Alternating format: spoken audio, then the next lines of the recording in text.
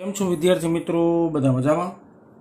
Last લેક્ચરની અંદર આપણે પ્રગામી harmonic સમીકરણ તરંગનું જે સમીકરણ હતું તેને અનુલક્ષીને જેડબલઈ નીટના અને ગુજરાત બોર્ડના આપણે ટેક્સ્ટ બુકમાં રહેલા દાખલાઓ જોયા. આજે આપણે એક સ્ટેપ આગળ વધવાનું છે. જે સમીકરણ મેં તમને ડાયરેક્ટલી ભૂતકાળમાં કીધું હતું તે સમીકરણની આપણે થોડીક સાબિતી મેળવવાની છે. હેડિંગ આવું કંઈક છે કે પ્રગામી તરંગની ઝડપ, પ્રગામી તરંગની ઝડપ. હવે તમે જ્યારે પ્રગામી તરંગની ઝડપ બોલતા હોય એટલે તમને ડાયરેક્ટ તરંગ ઝડપનો કન્સેપ્ટ આવે અને તરંગ ઝડપનું ઇક્વેશન તમને મોઢે જ યાદ છે, v બરાબર ઓમેગા બાય કે થાય. તો હા છોકરાઓ, તે જ સમીકરણ આપણે સાબિતી સાથે આજે તારવવાનું છે, કેલ્ક્યુલેશન આખું વ્યવસ્થિત કરવાનું છે. બરાબર, આપણે જે લાસ્ટ ટાઈમ જ્યારે પહેલો જ લેક્ચરમાં વ્યાખ્યાના સંદર્ભમાં હું તમને બધું સમજાવતો હતો ત્યારે આપણે જે રીતના સાબિતી મેળવી હતી તે જ રીતના સાબિતી નથી મેળવવાની. ટેક્સ્ટ બુક પ્રમાણે આપણે થોડુંક જોવાનું છે. ઓકે, પણ એક શબ્દ સમજો, પ્રગામી તરંગની ઝડપ. તરંગની ઝડપ, તરંગ પરના કણની ઝડપની ચર્ચા નથી, તરંગની ઝડપની ચર્ચા છે. સમજાવવા માટે એક્સ અને વાય અક્ષ આપણે આકૃતિમાં લઈએ. ચાલો, આ છે મારી પાસે, ધારો કે વાય અક્ષ કહી દેવાનું અને આને આપણે કહી દઈએ ધારો કે ઇમેજિનેશનમાં એક્સ અક્ષ. આ એક્સ અક્ષ છે, આ છે આપણી પાસે વાય અક્ષ. એક્સ અને વાય અક્ષ લઈ લીધા. આની ઉપર એક તરંગ કોઈ ગતિ કરે છે એવું આપણે તરંગ ઇમેજિનેશનમાં લઈ લઈએ. ચાલો,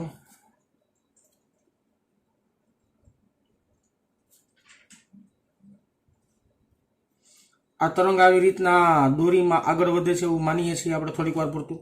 હવે તમને ખબર છે કે તરંગ અમુક સમય બાદ પોતાનું અંતર, પોતાનું સ્થાન બદલાવાનું હોય છે, કારણ કે તરંગ પોતે સ્થાનાંતરિત થાય છે. તો આ તરંગે થોડાક સમય પછી પોતાનું સ્થાન બદલાયું હોય છે અને ત્યારે તેનો માર્ગ હું આવી ડોટેડ લાઈન વડે દર્શાવું છું.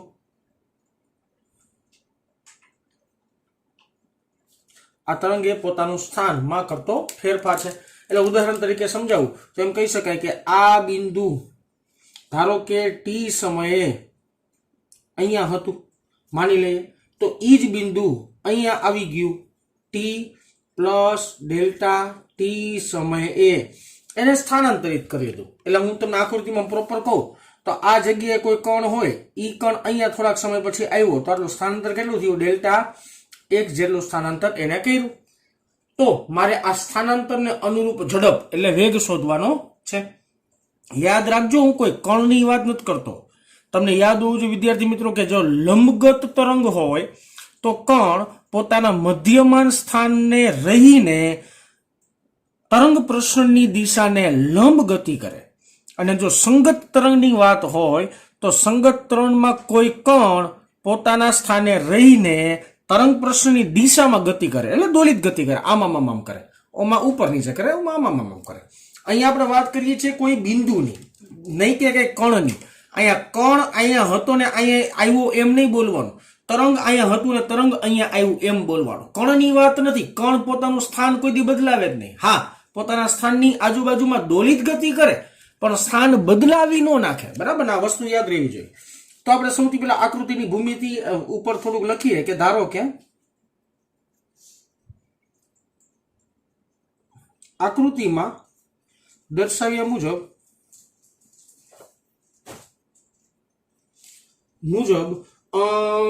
તરંગ પરનો કોઈ એક કણ, તરંગ પરનું કોઈ એક બિંદુ લખું, કણમાં ખોટું કન્ફ્યુઝન થશે. તરંગ પરનું કોઈ એક બિંદુ ડેલ્ટા ટી સમયમાં ધારો કે ડેલ્ટા એક્સ જેટલું સ્થાનાંતર કરે છે. ડેલ્ટા ટી જેટલો ડિફરન્સ થયો હોય સમયનો અહીંયા, અને સ્થાનાંતર ધારો કે ડેલ્ટા એક્સ જેટલું થયું. અને તમને એ પણ ખબર છે કે હવે ધન એક્સ દિશામાં પ્રસરતા પ્રગામી તરંગનું સમીકરણ, પ્રગામી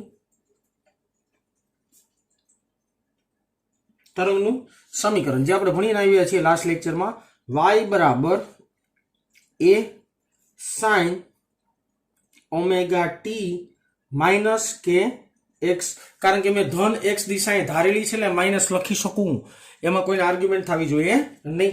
અને આમાં તમને એ પણ ખ્યાલ છે બેટા કે આ જે આખું પાછળનું પદ આવ્યું કાઉન્સ વાળું પદ, એ કાઉન્સ વાળા પદને સારી ભાષામાં કહેવાય છે કડા. આ કાઉન્સ વાળા પદને આપણે સારી ભાષામાં કહીએ કડા, બરાબર ને. હવે નિરાતે વાત વિચારો વિદ્યાર્થી મિત્રો કે આમાં કડા તો ક્યાંય બદલતી નથી, કડા તો ક્યાંય બદલતી નથી મીન્સ શું? હવે એ એક સમજવું તમારા માટે અગત્યનું છે. શું કરવા અગત્યનું જો સમજાવો. જો સમય બદલે છે, અહીંયા જોજો નિરાતે, સમય બદલે છે તો અંતરે બદલે છે, સમય વધે છે તો અંતરે વધે છે, સમય ઘટે છે તો અંતરે ઘટે છે. તમે જુઓ છો સમય જેમ જેમ પસાર થાય છે તેમ અંતરે આગળ આગળ આગળ વધે જ છે, એટલે સમય સાથે અંતર સતત બદલે જ છે. તો એમ કહી શકાય વિદ્યાર્થી મિત્રો કે જો સમયનો ડિફરન્સ લેવામાં આવે અને અંતરનો ડિફરન્સ લેવામાં આવે તો જવાબ સરખો જ આવવાનો. એટલે ઉદાહરણ આપીને તમને સમજાવવાનો પ્રયત્ન કરું કે ધારો કે ઓમેગા ટી વાળું પદ 5 છે અને કે એક્સ વાળું પદ 1 છે, તો બેની બાદબાકી 4 થઈ. થોડીક વાર પછી સમય વધશે એટલે ઓમેગા ટી વાળું પદ 5 માંથી 10 થઈ ગયું, ત્યારે કે એક્સ વાળું પદ 1 માંથી પાછું 6 થઈ જતું હોય છે, તો બેની બાદબાકી તો પાછી 4 જ આવશે. કહેવાનો મતલબ એવો છે કે ઓમેગા ટી માઇનસ કે એક્સ, એટલે બેનો જો ડિફરન્સ લેવામાં આવે તો એ હંમેશા કેવો આવે વિદ્યાર્થી મિત્રો? અચળ આવે. એટલે આપણે આમ લખી શકશું હવે કે એક્સ માઇનસ ઓમેગા ટી, અથવા તો ઓમેગા ટી માઇનસ કે એક્સ લખો, કાંઈ ફેર નથી પડતો વિદ્યાર્થી મિત્રો, બધું સરખું જ થશે. આનો જવાબ હંમેશા અચળ જ આવે. અને અચળ હોય તેની જગ્યાએ આપણે આવી રીતના લખી શકાય કે એક્સ માઇનસ ઓમેગા ટી બરાબર કે એક્સ પ્લસ ડેલ્ટા એક્સ, કે એક્સ પ્લસ ડેલ્ટા એક્સ, અને અહીંયા માઇનસ ઓમેગા એમનો રાખીએ અને ટી પ્લસ ડેલ્ટા ટી. આ બે 100% સમાન થશે, કારણ કે જો આ બેનો ડિફરન્સ અને આ બેનો ડિફરન્સ ની પાછી બાદબાકી કરશું આપણે, વળી પાછી બાદબાકી, તો આનો જે આન્સર આવશે આના જેટલો જ આવશે, બરાબર ને. હવે આનું થોડુંક સાદુરૂપ આપીએ છીએ, સાદુરૂપ આપીએ સિમ્પલ ગોઈંગ, આ કાઉન્સ ખોલી નાખશું આપણે, બીજું કઈ નહીં કરીએ. કે એક્સ માઇનસ ઓમેગા ટી બરાબર કે એક્સ પ્લસ કે delta x minus omega T plus or minus વળી પાછું માઇનસ ઓમેગા ડેલ્ટા ટી. ઉડાડવાનો પ્રયત્ન કરશું આપણે બે બાજુથી. જો અહીં કે એક્સ જાય માઇનસ ઓમેગા ટી છે, માઇનસ ઓમેગા ટી છે, તો બે ઉડી જશે. તો ફાઇનલી મારી પાસે વધ્યું કેટલું એ લખી નાખીએ. વધ્યું છે આપણી પાસે કે ડેલ્ટા એક્સ અને માઇનસ ઓમેગા ડેલ્ટા ટી બરાબર જવાબ આવશે 0, બરાબર ને. એક બાજુનું પદ તો હવે વયું જ ગયું, આ તો વયું જ ગયું, તો 0 જ આવશે, બરાબર. હવે આપણે આ બરાબર નું બાજુ લઈ જાય એટલે સમીકરણ આવે આપણી પાસે કે ડેલ્ટા એક્સ બરાબર ઓમેગા ડેલ્ટા ટી. આવું કંઈક સમીકરણ આવ્યું. જો સૂક્ષ્મ સ્થાનાંતર હોય વિદ્યાર્થી મિત્રો, આ સ્થાનાંતર ખૂબ જ નાનું ધારી લ્યો, નો ધારો તો કઈ ફેર નથી પડતો, પણ હું ધારું છું dx બરાબર ઓમેગા ડીટી થઈ ગયું. હવે તમે dx બાય dt લઈ લ્યો એટલે વેગ આવી જશે તમારી પાસે. તો હવે સમીકરણ એમ લખશું dx બાય dt બરાબર ઓમેગા બાય કે, ઓમેગા બાય કે dx બાય dt બરાબર ઓમેગા બાય કે થાય. dx બાય dt એટલે પાછો વેગ આવશે, તો આ સમીકરણ લખશું v બરાબર ઓમેગા બાય કે. તો આ આવી ગયું તરંગ ઝડપનું તમારી પાસે સમીકરણ, જે આપણે ઓલરેડી પહેલા જ લેક્ચરમાં શોધેલું છે, પણ આ વિથ કેલ્ક્યુલેશન આખું વ્યવસ્થિત શોધવાનો પ્રયત્ન કર્યો. ઓકે, તો એક ઇક્વેશન થયું. આની ઉપરથી અલગ અલગ સ્વરૂપે મેળવી શકાય, જેમ કે તમને ખબર છે કે સમીકરણને 2π વડે ગુણો અને 2π વડે ભાગો. સમીકરણને 2π વડે ગુણી ભાગતા, એટલે ગુણવાનું ભાગવાનું બે કરી. અને હંમેશા યાદ રાખજો ફિઝિક્સમાં તમે ગુણો અને ભાગો બે કરો ને તેના મૂલ્યમાં ફેરફાર ન થાય, એટલા માટે આવું કરી શકાય, બરાબર ને. તો સમીકરણ કેમ લખશું આપણે? v બરાબર 2π ઓમેગા ના છેદમાં કે 2π, એટલે 2π વડે ગુણ્યું 2π વડે ભાગ્યું મેં. હવે તમને થોડુંક નોંધ રૂપે તમને જૂનું વસ્તુ યાદ દેવડાવું એટલે તમને ખબર પડી જાય. હા, બ્રેકેટમાં લખવાનો પ્રયત્ન કરું છું એટલે તમને થોડુંક યાદ આવે કે omega is equal to 2π f, આવું ઇક્વેશન આપણી પાસે છે. હવે આમાંથી એફ ને સૂત્રનો કરતા બનાવું, એફ ને, એટલે ઓમેગા બાય 2π થઈ જાય. આ એક સૂત્ર આવું કંઈક બનાવી શકે, ઓમેગા ના છેદમાં 2π બરાબર f, બરાબર. ઓકે, પછી આપણી પાસે આવું સૂત્ર છે કે બરાબર 2π બાય લેમડા. હવે આમાંથી એક કામ કરો, લેમડાને સૂત્રનો કરતા બનાવો તો 2π/k કહેવાય. તો એનો મતલબ એવો થયો કે 2π/k ની જગ્યાએ લેમડા મૂકશું અને ω/2π ની જગ્યાએ આપણે f મૂકશું. તો આ બંને કિંમત આપણે ઉપરના ઇક્વેશનમાં મૂકીએ. આ ઇક્વેશનમાં હવે આ ઇક્વેશન કેમ લખીએ કે જો v એમ રાખીએ બરાબર, અહીંયા થઈ ગયું ω/2π. મેં લખ્યું તું જેવી રીતના તમને પ્રોપર સમજાય. ω/2π ની જગ્યાએ આપણે લખશું f અને અહીંયા થઈ ગયું 2π/k અને 2π/k ની જગ્યાએ આપણે લખશું લેમડા. તો f v f લેમડા. આ સમીકરણ ઉપરથી 12 સાયન્સમાં એક બે વસ્તુ કામ આવશે જે ખાસ યાદ રાખજો. v પ્રોપોર્શનલ ટુ લેમડા થાય, તરંગ લંબાઈ અને વેગ એકબીજાના સમપ્રમાણમાં હોય. આ એક વસ્તુ ખાસ યાદ રાખવાની. હા, તમે મને એવું કહી શકો કે આવૃત્તિ એ વેગના સમપ્રમાણમાં બોલી શકાય, મને એ વાંધો નથી.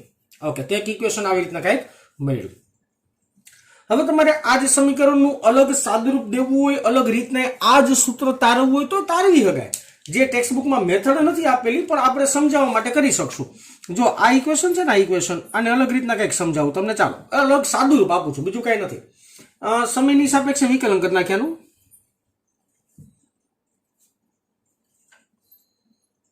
અને તમને ખબર અચળનું વિકલન છે ને 0 થાય. આનું સમયની સાપેક્ષે આપણે વિકલન કરીએ. મારે આ જ સૂત્ર જોઈએ છે પણ અલગ રીતે ખાલી હું પ્રૂફ કરું છું, બાકી કાંઈ મેં નવું કર્યું નથી. સમયની સાપેક્ષે વિકલન કરો એટલે આનું સમયની સાપેક્ષે વિકલન કરો તો કે તો અચળ કહેવાય. x નું વિકલન થાય dx/dt. આનો dx/dt માઇનસ ω તો અચળ કહેવાય. t નું વિકલન કરવાનું હોય પાછું સમયની સાપેક્ષે એટલે dt/dt અને ઇઝ ઇક્વલ ટુ અચળનું વિકલન થઈ જાય 0. અહીંયા અચળ છે તો એનું વિકલન કરશું આપણે 0. અચળનું વિકલન 0 થાય. ખ્યાલ છે બધાને? ઓકે, હવે જો કે એમ નામ રાખીએ, dx/dt એટલે v થઈ જશે માઇનસ ω અને dt/dt એટલે 1 થાય બરાબર 0. તો kv બરાબર ω અને v બરાબર ω/k. તો અમે અલગ રીતના સૂત્ર તારવી દીધું તમને, ખાલી શોર્ટ એન્ડ સ્વીટ રીતેથી. અને જો આ 3 રીતે મેં તમને સૂત્ર તારવી દીધું. સૌથી પહેલા પેલો લેક્ચર જોજો એ પ્રમાણે, પછી મેં તમને આ એક મોટી થોડીક પેટર્ન સમજાવી અને પછી વિકલન કરીને એક નાનકડી એવી પેટર્ન પણ તમને સમજાવી. તો આ 3 રીતના સમીકરણને આપણે તારવી શકીએ છીએ, પણ ટેક્સ્ટબુકની મેથડ પ્રમાણે આપણે ચાલવું પડે. બરાબર? તો આ થઈ તમારી સિમ્પલ અને સોબર થિયરી, જેનું નામ છે પ્રગામી તરંગની ઝડપ. એક વસ્તુ વિદ્યાર્થી મિત્રો કન્ફ્યુઝનમાં જરાય ન આવતા, આપણે અત્યારમાં વાત કરીએ છીએ પ્રગામી તરંગની ઝડપ. આપણે વાત પ્રગામી તરંગ પરના કણની ઝડપની વાત નથી કરતા. એટલે અહીંયા તમને જે ઝડપનો જવાબ મળે છે, જેમ કે આ લઈ લ્યો અથવા આ બે એક જ છે, જો કે આ સમીકરણ લઈ લ્યો તો આ તરંગની ઝડપને રિપ્રેઝન્ટ કરે છે, તરંગ પરના કણની નહીં. તરંગ પરનો કણની ઝડપ નથી, આ તરંગની ઝડપ છે. ઓકે, તો એક મસ્ત મજાની થિયરી થઈ, સિમ્પલ સાવજ. બરાબર ને? ઓકે, સરસ. ચાલો તો આની ઉપરથી આ જ થિયરીને અનુલક્ષીને આપણી પાસે બે દાખલા છે. ટેક્સ્ટબુકના સ્વાધ્યાયનો 8મો છે, સ્વાધ્યાયનો 9મો દાખલો છે. એ લગભગ બાજુમાં સ્પેસ વધી છે એટલામાં સમાશે નહીં, તો નવા પેજમાં આપણે જોઈએ. ચાલો સ્વાધ્યાયના દાખલાઓ. તો ચાલો હવે જોઈએ સ્વાધ્યાયનો 8મો અને સ્વાધ્યાયનો 9મો દાખલો. જેમ તમને ખબર જ છે વિદ્યાર્થી મિત્રો, ટેક્સ્ટબુક તમારે સાથે રાખવી પડશે. તો ટેક્સ્ટબુક સાથે રાખવાની. સ્વાધ્યાયનો 8મો દાખલો. 8મો દાખલા ઉપર જ છે 9મો દાખલો, અને 8મો દાખલો વ્યવસ્થિત સમજવાનો. શું કહે છે વાક્ય રચના? રકમને હું થોડીક રેડ પેનથી દર્શાવું છું. એક દોરી પર લંબગત હાર્મોનિક તરંગ, જેનું તમને સમીકરણ આપ્યું છે y x of t is equal to 3 sin in bracket 36 t plus 0.018 x plus pi/4 અને આ જે ડિસ્પ્લેસમેન્ટ y સ્થાનાંતર છે એ આખું કેમાં છે વિદ્યાર્થી મિત્રો? સેન્ટીમીટરમાં છે. બરાબર? અને એવું તમને કીધું છે કે x ની ધન દિશા ડાબેથી જમણે તરફ છે, એટલે કે તમે ડાબી બાજુથી જમણી બાજુ જાઓ છો તો ધન x દિશા તરીકે તમારે કન્સિડર કરવાનું. બરાબર? પછી તમને ઘણા બધા પ્રશ્નો શોધવાના કીધા છે. 4 પ્રશ્નો આપવામાં આવેલા છે, 4 નો જવાબ મેળવીએ. એની પહેલા આ સમીકરણને મારા સમીકરણ સાથે સરખાવું. પ્રગામી હાર્મોનિક તરંગનું જે બેઝિક ઇક્વેશન છે એની સાથે આ સમીકરણને હું સરખાવવાનો પ્રયત્ન કરું છું. સમીકરણ આવું કંઈક હતું, a sin omega T minus के एक्स प्लस 5 साथे सरखावता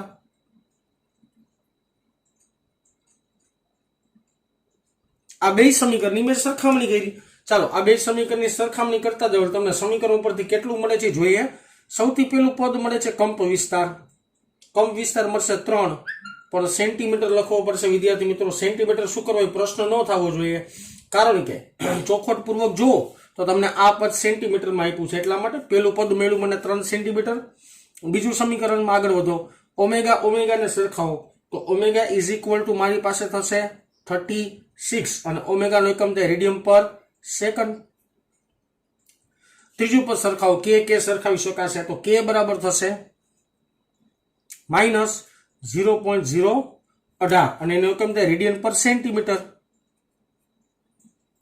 માઇનસ કે માં ખ્યાલ આવી જવો જોઈએ હવે તમને। અને હજી સરખાવો એટલે તમને હજી એક પદ મળશે જે મળશે 5 પ્રારંભિક કળા જેને કહેવાય, અને એ મળશે π/4 રેડિયન। તો આટલા પદ તમને મળ્યા, એ મળી ગયું, ઓમેગા મળી ગયું, કે મળી ગયું ને 5 મળી ગયું। હવે આપણે વારાફરતી વાળા પ્રશ્નોની અંદર આગળ વધશું। સૌથી પહેલો પ્રશ્ન અહીંયા લખું છું એ ક્વેશ્ચન, પ્રશ્ન વાંચું છું। આ પ્રગામી તરંગ છે કે સ્થિત તરંગ? એટલે સૌથી પહેલા તો આ તરંગ કયું હોય, પ્રગામી કે સ્થિત? તો ભાઈ મેં પ્રગામી તરંગ સાથે સરખામણી કરી તો આ તરંગ પ્રગામી છે, તો આમ લખવું પડે કે તરંગ પ્રગામી હાર્મોનિક છે, અથવા તરંગ પ્રગામી હાર્મોનિક તરંગ જ છે, તરંગ જ છે, આમ લખીએ કે। આગળ વાંચીએ પ્રશ્ન। હોય તો તેની ઝડપ અને પ્રસરણની દિશા કઈ છે? ઓકે, ઝડપ શોધવાની છે, ગુડ। હાલો ઝડપનું તો હમણાં સમીકરણ આપણે મેળવ્યું વિદ્યાર્થી મિત્રો, આ એક આન્સર આવ્યો। બીજો આન્સર ઝડપનું સમીકરણ છે v બરાબર ઓમેગા બાય કે, જે આપણે હમણાં જ જોયું। ઓમેગા બરાબર છે 36 બાય કે, મારી પાસે છે માઇનસ 0.018, આ બેનો ભાગાકાર કરજો એટલે જવાબ આવી જશે તમારી પાસે માઇનસ 2 ગુણ્યા 10⁻³ સેન્ટીમીટર પર સેકન્ડ। સેન્ટીમીટર પર સેકન્ડ છે, હવે આને તમારે મીટરમાં ફેરવો ફેરવી શકાય, બરાબર ને? સેન્ટીમીટર છે અને મીટરમાં ફેરવું હોય તો જો પહેલા તો 1 મીંડું અહીંયા દઈ દો એટલે 20 થઈ ગયા, 1 મીંડું અહીંયા દઈ દો એટલે 20 થઈ ગયા, અને પછી 10⁻2 વધી તો 10⁻2 એટલે મીટર પ્રતિ સેકન્ડ, તો અહીં થાય માઇનસ 20 મીટર પ્રતિ સેકન્ડ। નો ફેરવવું હોય તો કાંઈ વાંધો નહીં, પણ ફેરવવું હોય તો ફેરવી નાખવાનું, બે જવાબ સાચા જ કહેવાય, બરાબર? 20 મીટર પ્રતિ સેકન્ડ આવ્યું। અને ઋણ નિશાની શું સૂચવે છે? કે તરંગ હે ને એ ઋણ x દિશામાં ગતિ કરતું હોય છે। આ ઋણ નિશાની શું રિપ્રેઝન્ટ કરશે? કે તરંગ ઋણ x દિશામાં ગતિ કરે છે, તરંગ ઋણ x દિશામાં ગતિ કરે છે, એટલા માટે નિશાની કેવી આવશે વિદ્યાર્થી મિત્રો? માઇનસ। બીજો પ્રશ્ન જોઈએ છીએ, બીજો પ્રશ્નમાં લખી નાખીએ છીએ બી। આ એ ક્વેશ્ચનનો આન્સર છે, આ બી ક્વેશ્ચનનો આન્સર છે। હાલો બી ક્વેશ્ચન શું છે? તેનો કંપ વિસ્તારને આવૃત્તિ કેટલાય છે? અરે કંપ વિસ્તાર તો ડાયરેક્ટ લખી શકાય, કંપ વિસ્તાર છે મારી પાસે 3 સેન્ટીમીટર, આ એક પ્રશ્ન મળી ગયો। આવૃત્તિ શોધવાની છે તો ઓમેગા ઉપરથી આપણે આવૃત્તિ શોધી લઈએ। ચાલો ઓમેગાનું સૂત્ર છે મારી પાસે વિદ્યાર્થી મિત્રો, આપેલો આન્સર થયો બીજો answer, omega is equal two 2πf। હવે આમાં તમે f ને સૂત્રનો કરતા બનાવો એટલે f is equal to omega by 2π થઈ જાય। હવે f is equal to omega એટલે મારી પાસે 36 છે, અને 2π નો મતલબ 2 ગુણ્યા 3.14 કરી નાખો તો તમને f is equal to answer મળશે 5.73। મારો આન્સર નિયર અબાઉટ હોઈ શકે છે બેટા, કેલ્ક્યુલેશનમાં એકવાર જોઈ લેવાનું। 5.73 હર્ટ્ઝ। તો આ મળી ગયું તમને આવૃત્તિ અને એનો કંપ વિસ્તાર, જે ફાઇનલ આન્સર છે એનું બોક્સમાં રાખતો જઈશ એટલે જોઈ શકો છો તમે। ત્રીજો પ્રશ્ન છે સી, શું કે છે? ઉદ્ગમ પાસે મૂળ અને પ્રારંભિક કળા કેટલી હશે? ઉદ્ગમ પાસે પ્રારંભિક કળા, સાંભળજો, આ કાઉન્સને કહેવાય કળા, પણ 5 ને શું કહેવાય? પ્રારંભિક કળા। તો આપણી પાસે 5 ડાયરેક્ટ છે, π/4, તો આમ લખીએ કે પ્રારંભિક કળા 5 બરાબર π/4, π/4 અથવા તો 45 ડિગ્રી બોલી શકે ભાઈ, એમાં કઈ ખોટું નથી પડવાનું, તો ડાયરેક્ટ જવાબ છે, આમાં કઈ બુદ્ધિ નથી આપવાની આપણે। ડી પ્રશ્ન, શું છે ડી પ્રશ્ન? તરંગમાં બે ક્રમિક શૃંગ વચ્ચેનું અંતર લઘુત્તમ અંતર કેટલું હોય છે? બે શૃંગ એટલે દેશી ભાષામાં તરંગ લંબાઈ શોધવાનું કહે છે. પણ છતાં એમ તમને ગ્રાફ ઉપરથી જો એકવાર ક્લિયર વાત કરાવડાવું.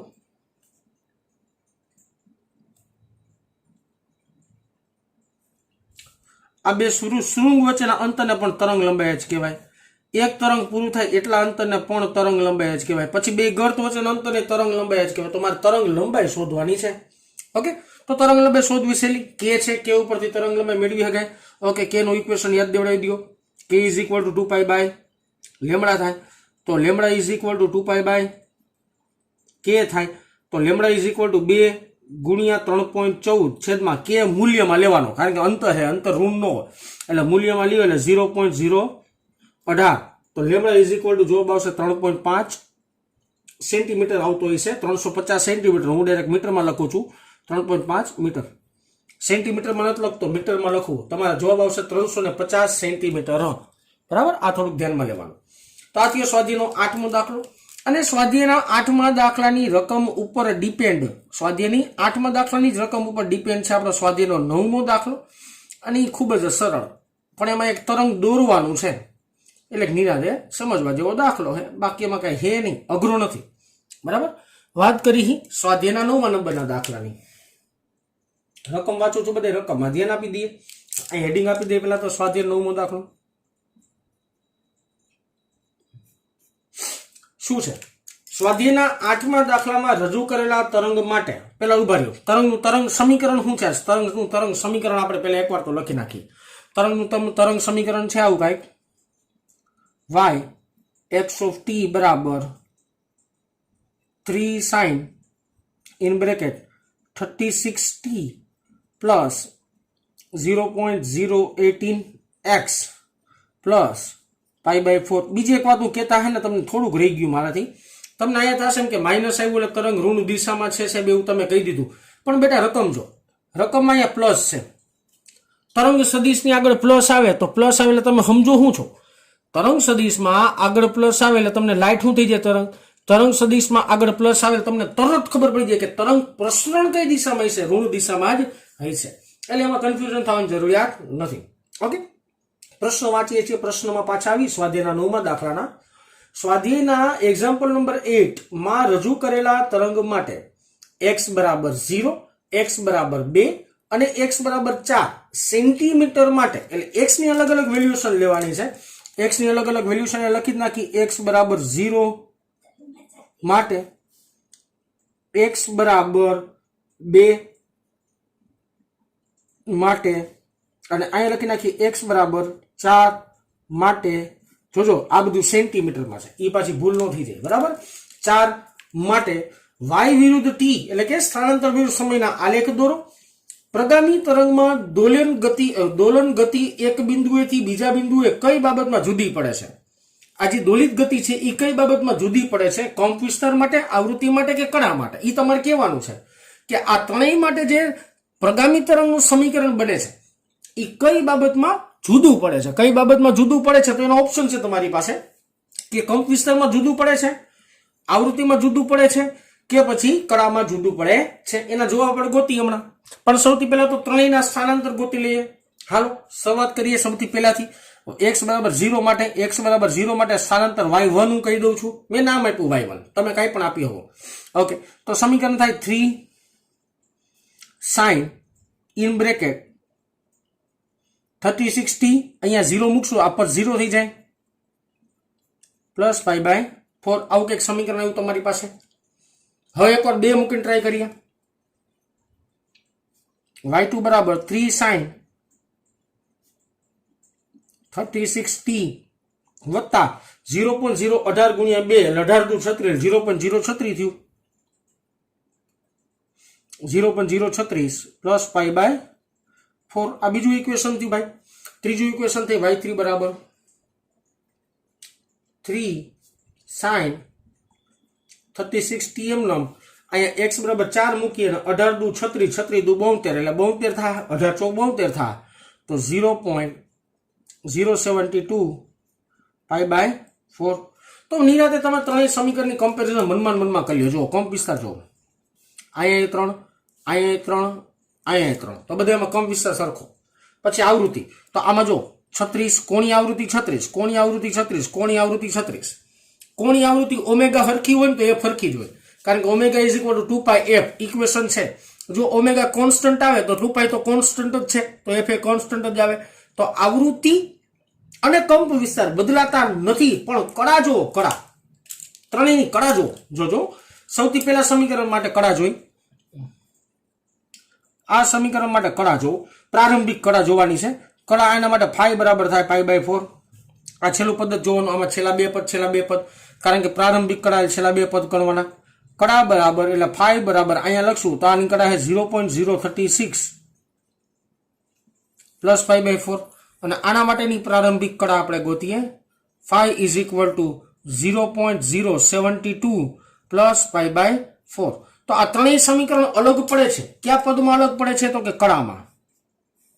તો તમારે આમ નીચે એક લીટી લખવાની, ગુજરાતીમાં એવું સેન્ટેન્સ લખવાનું કે સ્થાનાંતરની અલગ અલગ કિંમત માટે તરંગની કડાના મૂલ્યો અલગ અલગ મળે છે. તો આ ત્રણેય સમીકરણ કડામાં અલગ અલગ આવ્યા. પણ એક મેઇન બાબત ભૂલવાની નથી, રકમમાં આપણે પૂછ્યું શું છે?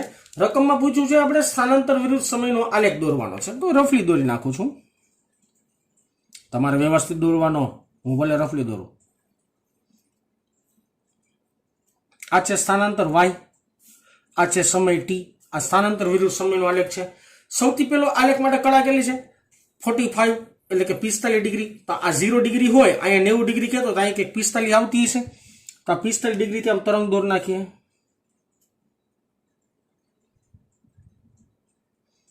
આ 45 ડિગ્રી માટે કડા થઈ, તરંગ થયું, સોરી. પછી છે તમારી પાસે કડા 0.36 પ્લસ π/4, એટલે π/4 કરતા 0.36 વધારે.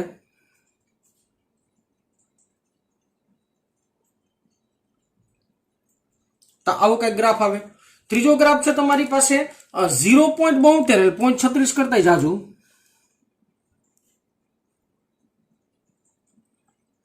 આવો કઈ ગ્રાફ મળશે. હું અલગ અલગ લખી નાખું હોય તમને કન્ફ્યુઝન ન થાય. જો આ બ્લુ માર્કર છે ને, ઈ છે π/4 કડા માટે. પછી રેડ જે છે ને, ખીચડી ન થઈ જાય એટલા માટે થોડુંક ધ્યાન રાખવું પડશે.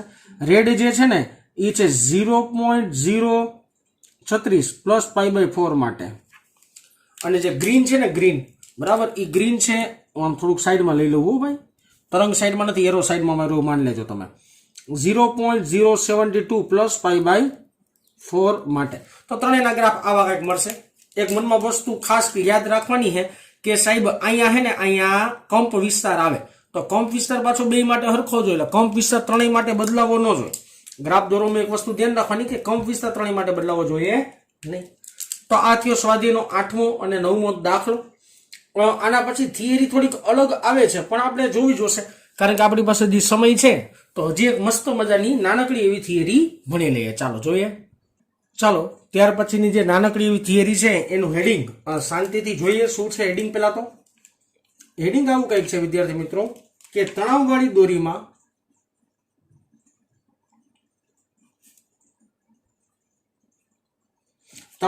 દોરીમાં લંબગત તરંગના ઝડપનું સૂત્ર પારિમાણિક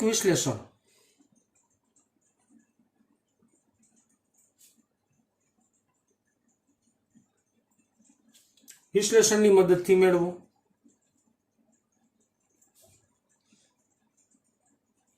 એટલે તમારે તણાવવાળી પહેલા તો દોરી લેવાની. એમાં લંબગત તરંગના પ્રસરણની વાત છે, એના ઝડપનું સૂત્ર મેળવવાનું છે. ઝડપનું સૂત્ર મેળવવાની પદ્ધતિ છે પારિમાણિક વિશ્લેષણની મદદથી મેળવો. એક્ઝામની અંદર 2 માર્કમાં પૂછાઈ શકે એવો મસ્ત મજાનો આ પ્રશ્ન કહી શકાય, બરાબર ને? એટલે આપણે તો બોર્ડ નથી લેવાનું, પણ ધારો કે આમ જો આપણે સ્કૂલમાં લેવાતા હોય ને તો મોસ્ટ ટાઈમ થિયરીમાં ગણી શકાય.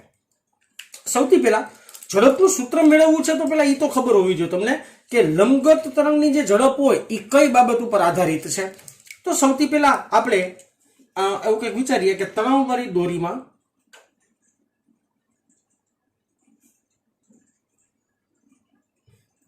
દોરીમાં લંબગત તરંગના અથવા તરંગની ઝડપ નીચેની બાબતો પર આધાર રાખે છે.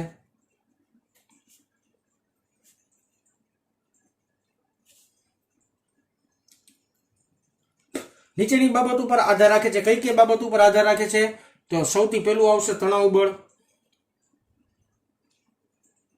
જેને આપણે કહેશું ટેન્શન, ટી વડે દર્શાવીએ. આ કોઈ પણ પ્રકારનું એક બળ જ છે. તણાવ બળ એટલે એક પ્રકારનું બળ જ કહેવાય હો. અને બળનો એકમ તમને ખબર જ હોય. આનો એકમની ચર્ચા કરું તો આનો એકમ ન્યૂટન જ થાય, ન્યૂટન જ થાય. અથવા તો આનો એકમ આપણે આમે લખીએ કે કિલોગ્રામ મીટર પ્રતિ સેકન્ડ સ્ક્વેર, તો આનો એકમ જ કહેવાય. પછી બીજું છે ઈ છે રેખીય દળ ઘનતા. રેખીય દળ ઘનતા જેને 12માં અલગ રીતના દર્શાવી છે, અત્યારમાં આપણે એને મ્યુ વડે દર્શાવી છે. રેખીય દળ ઘનતા એટલે શું? આ મારે તમને સમજાવવું પડે. જો કે મારે આ બે ઉપર હું કરવા આધાર રાખે ઈ સમજાવવું પડે, પણ એના માટે 2 મિનિટ રાહ જોઈ લો. એ તમને સમજાવી દઉં હમણાં. પેલા તો રેખીય દળ ઘનતા એટલે શું? તો એને કહી શકાય એકમ લંબાઈ દીઠ, એકમ લંબાઈ દીઠ દોરીનું દળ. એટલે આ ખરેખર છે ને દોરીનું દળ છે, પણ એકમ લંબાઈ દીઠ દોરીનું દળ છે. તો આનું ઇક્વેશન જુઓ તો મ્યુ ઇઝ ઇક્વલ ટુ એકમ લંબાઈ દીઠ દોરીનું દળ, એટલે mu is equal two m/l થાય. અને આની પરથી આનો એકમ બનાવો તો આનો એકમ એ બનાવી શકાય. m નો એકમ થાય કિલોગ્રામ અને l નો એકમ થાય મીટર, તો આનો એકમ થાય કિલોગ્રામ અપોન મીટર. અને આનો એકમ બળ જ છે, એટલે થોડું કન્ફ્યુઝનમાં જવાનું નહીં. હવે મનમાં પ્રશ્ન એમ કે સાહેબ આ બે બાબત ઉપર લંબગત તરંગ આધાર શું કરવા રાખે, એ તો સમજાવો. તો જો સિમ્પલ સમજાવો, અહીં ધ્યાન આપજો, સાઈડમાં આવી જાય થોડા. ક્યાંક દોરી છે, સોરી એક દિવાલ છે, દ્રઢ આધાર છે, એની હારે એક દોરી બાંધી. દોરી છે ને ફૂલ ટાઈટ પકડીને રાખી. અહીંથી કોઈ એક વ્યક્તિ દોરી પકડી માની લ્યો અને ફૂલ ટાઈટ પકડી, જરે ઢીલી પડવા દેવાની નહીં. હવે તમે દોરીને હલાવો, દોરીમાં વિક્ષોભ આપો એટલે દોરીમાં કંઈક તરંગ પેદા થાય, એ વિચારો. હવે ઈ જ દ્રઢ દિવાલ, ઈ જ દ્રઢ દિવાલ, ઈ જ દોરી, પણ ઈ દોરીને આપણે થોડીક ઢીલી પકડી એવું માની લ્યો. એ દોરીને આપણે ઢીલી પકડી એટલે આગળ જઈને પકડી ધારો કે. હવે તમે દોરીને હલાવો જી, હવે તમે દોરીને હલાવો જી, તો એમાં જે તરંગ પેદા થાય એનો કંપ વિસ્તાર હરખો હોય છે કે અલગ અલગ હશે બે કેસમાં? તો બે કેસમાં તરંગનો કંપ વિસ્તાર બદલાઈ જાય અને જે પેદા થતું તરંગ છે ને એ અલગ અલગ પ્રકારનું હોય છે. તો કહી શકાય કે દોરીમાં ઉદ્ભવતું તરંગ એ તણાવ બળ પર આધારિત હોય. આમાં તણાવ બળ જાજુ, આમાં તણાવ બળ કેવું છે બેટા? ઓછું છે, તો તણાવ બળ પર આધારિત હોય. પછી બીજો પ્રશ્ન છે રેખીય દળ ઘનતા કેમ? ચાલો એ સમજાવું કે આ એક ધારો કે દિવાલ છે,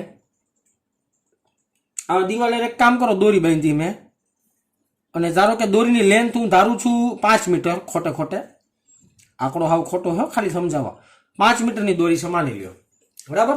ઓકે, હવે જો ઈ જ દિવાલ રાખીએ, આ કન્ડિશન ઉપરની યાદ રાખજો 1 મિનિટ, અને એની હારે એક દોરડો બાંધી, મોટો જાડો, મોટું દોરડું બાંધી, બરાબર? બેનું તણાવ હરખું હો, તણાવ બેનું હરખું. આની લંબાઈ 5 મીટર જ છે.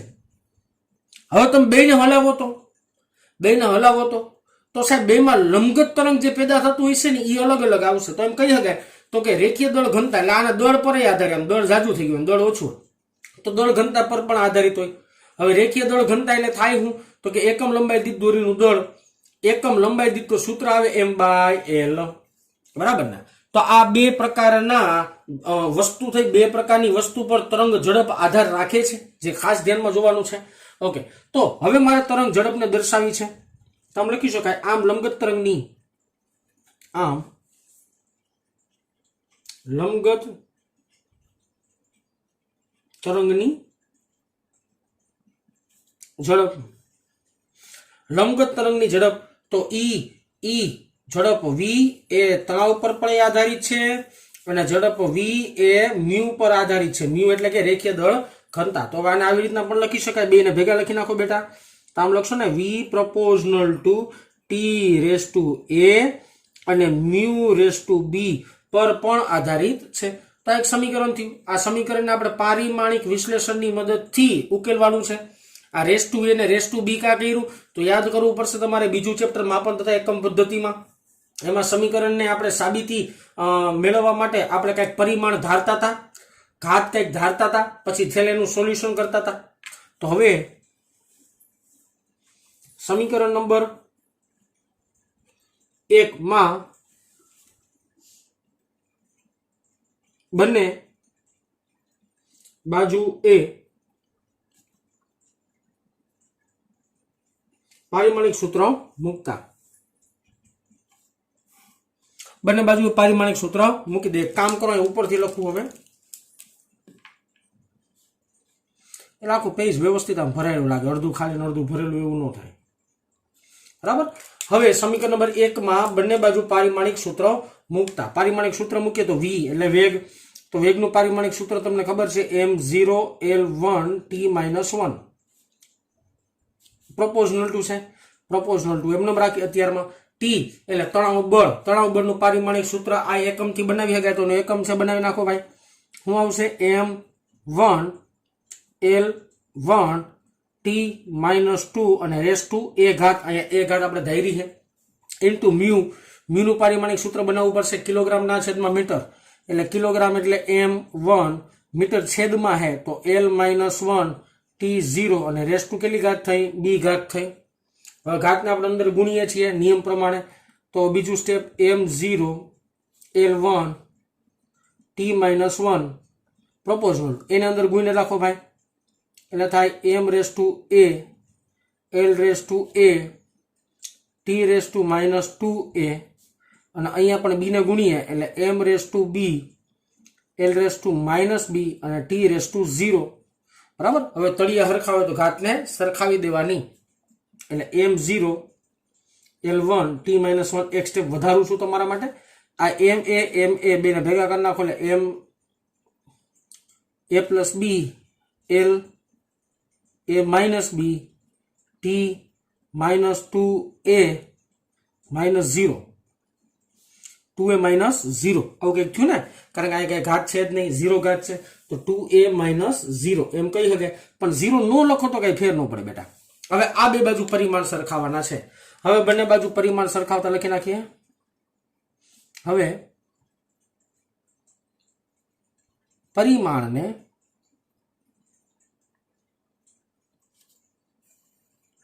બંને બાજુ આપણે પરિમાણને સરખાવવાના છે बराबर ने बेना परिमाण सरखावी चालो अहींया 0 छे अहींया a plus b छे तो आम लखी शकाय a plus b बराबर 0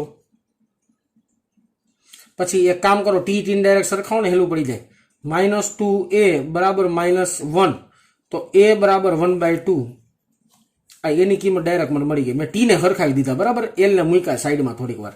हवे जो 1/2 अहीं मूकी दो એટલે શું થાય 1/2 प्लस b बराबर 0 तो b बराबर -1/2 तो ए ने बी मारे गोतवाना थी तो मारे मળી ગયા। હવે મારે l ને કઈ સરખાવવાની જરૂર છે જ નહીં ભાઈ l ને નો સરખાવો તો હાલે આ બંને કિંમત ક્યાં મૂકી દેવાની સમીકરણ નંબર 1 માં તો મૂકી આને સમીકરણ નંબર 1 કહી દયો ને પણ હું કહેતા ભૂલી ગયો a અને b ની કિંમતો સમીકરણ નંબર 1 માં મૂકતા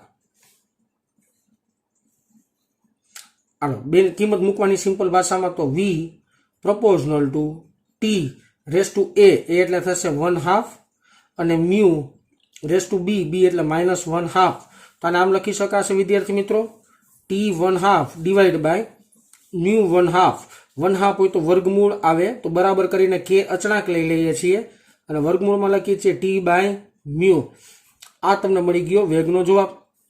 पण याद राखवानुं के k નું प्रायोगिक मूल्य आ टॉपिक में k નું प्रायोगिक मूल्य 1 छे अलग अलग जगह अलग अलग होयो k बराबर 1 लेता आ थियरी में 1 छे अलग थियरी में अलग ही होई सके कारण के पारिमाणिक विश्लेषण ની એક લિમિટેશન છે એની મર્યાદા છે। પારિમાણિક વિશ્લેષણની શું મર્યાદા છે કે આપણે અચળાંકનું મૂલ્ય આપણે આ મદદથી ગોતી આ થિયરીની મદદથી ગોતી શકતા નથી એ આપણી મર્યાદા છે। તો આપણો ફાઇનલ આન્સર આમ લખી શકાશે વિદ્યાર્થી મિત્રો v is equal to √t by mu आपनो फाइनल आंसर है। हवे आ समीकरण होय तो आ समीकरण अलग अलग दुनियानी रीते लखीए गए बराबर है दुनियानी रीत में अमुक अमुक रीत रजू करूं तमारी सामे v बराबर जो √m एम राखीए t एम राखीए म्यू एटले हुं तो के एकम लंबाई दीठ दळ एटले आ रीतना लखाय छेदनुं छेद क्या लई अंश में तो v is equal to √tl by m આ એક નવું સ્વરૂપ થયું. હજી કઈ કરી શકાય? દળ એટલે શું? તો કે સાહેબ દળ એટલે ઘનતા ગુણ્યા કદ.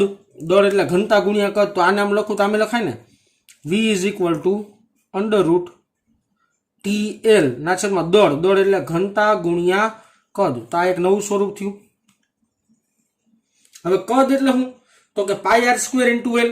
તમને ધારો કે એમ કહી દઉં કે આ સળિયાની લંબાઈ એલ છે. આ સળિયાની લંબાઈ આપણે એલ ધાર લે થોડીક વાર પૂરતી, અને આનું જે ક્ષેત્રફળ છે પાઈ આર સ્ક્વેર.